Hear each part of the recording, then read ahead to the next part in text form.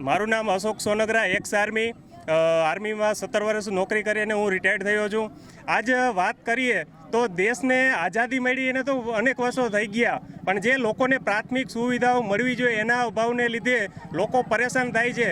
તો જે સમયમાં દેશને આઝાદ કરવા માટે ક્રાંતિકારીઓએ જે આયોજન કર્યું હતું, હવે ક્યાંક ને ક્યાંક એવું લાગે છે કે અમારા ચરાડવા ગામને મોરબી જિલ્લાનું સૌથી મોટું ગામ હોવા છતાં આજે જે પ્રાથમિક જરૂરિયાતો છે, ગટરની જે જરૂરિયાત છે એ પણ હજી પૂરી થઈ નથી. તો ક્યાંક ને ક્યાંક જે ક્રાંતિકારીઓએ પગલાં લીધા હતા એ પગલાં હવે ગામ લોકોને લેવા માટે મજબૂર થઈ ગયા છે, કારણ કે એ જરૂરિયાત નથી પૂરી થતી.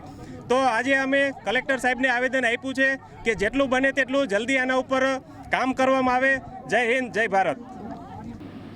આજરોજ ચરાડવા ગામેથી 250થી 300 જેટલા લોકો તેમના ગામમાં સ્વચ્છતા બાબતે પડતી તકલીફ માટે આવેલા, કે જેમાં ભૂગર્ભ ગટરની વ્યવસ્થા ન હોવાથી ગામમાં રોગચાળો અને બીજા જે પ્રશ્નો થાય છે ગંદકીના એની રજૂઆત કરી.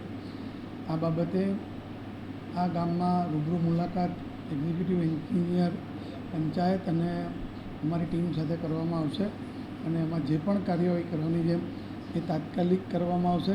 અને વધુમાં ગામજનોને આશ્વાસન પણ આપેલ છે કે એકવાર એમની મંજૂરી આવશે, અમારા વહીવટી મંજૂરી મળ્યા પછી અમે MP શ્રી અને MLA શ્રી સાથે અને કલેક્ટર, DDO અને SP શ્રી સાથે એક ગ્રામસભાનું અમે આયોજન બધા જ અધિકારીની હાજરીમાં કરી અને પ્રજાનો પ્રશ્ન તાત્કાલિક સોલ્વ થાય તેવા પૂરતા પ્રયત્ન કરશું.